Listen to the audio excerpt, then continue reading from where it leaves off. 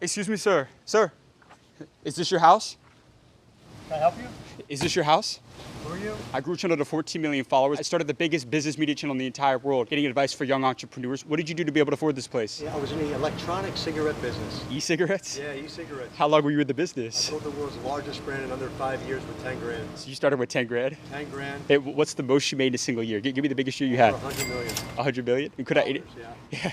Could I interview you for 1 minute real quick for the channel? I'll give you 2. Is that okay? Yeah. How did you scale from a 10 to $100 million company? What was your secret to scaling? My secret was going store to store, mouth to mouth with my electronic cigarettes. I'd spend 20 hours on a line at 7-Eleven saying, hey, you smoke Marlboro? Try my brand. Cancer-free. You can do it anywhere. And by the way, your wife's going to love the way you smell and your kids are going to be happy. You're not going to kill yourself from deadly cigarettes. So it's like real guerrilla So marketing. store by store, mouth by mouth. My son says, Dad, tell the story. So every week I'd log 140 hours. I'd have all those customers that went to go buy a cup of coffee, bought my Logic. The store made 40% gross profit. I got paid up front. I always say no consignment, commitment, guaranteed the product. And store by store, I built my brand. Did you have anybody that doubted you? Everybody. I was a personal trainer. I had 39 failed companies. You said you had 39 companies that failed, but that 40th one hit. It was a rocket ship. What was it about that 40th company that just enabled it to take off? It was at the moment that somebody blew smoke in front of me at a meeting, and I thought it was real smoke, but then they said it's electronic cigarette, cancer-free smoking. I said, this is what God has put me on the earth to do. Get millions of people off deadly cigarettes, and I went all in. And it was like out of a motion picture. We had 100,000 points of distribution. We broke 100 million in 18 months. We were the hottest brand in the nation, and we basically, in less than 5 years, we sold the company to Japan Tobacco through Goldman Sachs. It still feels like a movie. Were you ever afraid of competition? You know what? Competition fuels me. Messi wouldn't be as good without Ronaldo. They fuel each other. The yin and yang. So you see a competitive market, you're not afraid to go in there and... No, I love to beat competition. What do you do differently from everybody else when you identify a market? Okay, so this is what I did. This is a crazy story. I identified in the electronic cigarette market, one is rechargeables were defective, had a lot of returns. They were very expensive. How did you find that problem to identify? So I went in the stores, asked questions, and said, what are your best-selling brands, and what are the challenges you have? How important was it for you asking the right questions to the people that find the problems? No, the right questions are everything. I mean, look at Tim Ferriss. Tim Ferriss talks about asking the right questions are everything. Going in, giving the highest profit margin, giving them a product that we guaranteed always worked. We knew we had to deliver the best product with the best experience, so we went all in with disposable. We were really the only ones selling disposable for $9.99. Store paid $5.95. They made 40% GP. But how do you give them the right experience? There are 4 levels of nicotine. There was like 2.7, 1.8, 1.5, then we had a low below 1. So what I did as a scrappy guerrilla marketer is I had these white boxes and I wrote on a Marlboro, Newport, Marlboro Light. What did that do? It identified that smoker and which Logic they should choose because there were 30, 40 different brands on the counter. We had a plain white box. I just wrote the brand of the cigarettes on them. This was so different because Simplicity sells. yeah, so right away, oh, you want Marlboro? Take Logic Platinum. Oh, you do Marlboro Light? Logic Gold Label. This was great. I'll tell you another thing I did. I dropped the secrets in some high ticket, call them masterminds that people hire me to speak in. So I'll drop some bombs here. Trademarks. Trademarks are very powerful. You can make claims with trademarks. What is one of the greatest trademarks of all time that I did for Logic? They said to me, Howie, if you want to claim that you're the most trusted brand, you need to get a focus group. Focus group? I don't have $250 for a focus group. I started with 10 grand. How can you get out of the focus group and just claim something? It's like the 5-hour energy guy. He never claimed it was 5 hours of energy. He just called that was the brand. That was his brand, right? People try to sue him. And he said, no, that's my brand. All I say is feel it in minutes, lasts for hours. So I took that concept for myself and I said, okay, I'm going to register under electronic cigarettes, the most trusted brand. And it went through. 2,000 taxis in New York. Logic, the most trusted brand. I was the first one on taxis in New York. I had 2,000 taxis, $150 a month, advertising. I was in every bodega. I took over New York and the 5 boroughs. I didn't even go to the West Coast. I stayed focused on the East Coast. So you mastered guerrilla marketing. I mastered guerrilla marketing by being in the streets, in the stores, talking to the managers, talking to the workers, and I still do it today. You do better than anybody else? I do it the best of my ability. I don't compare to anybody else. I just look at my results, and my results speak for themselves. You got amazing advice, my friend.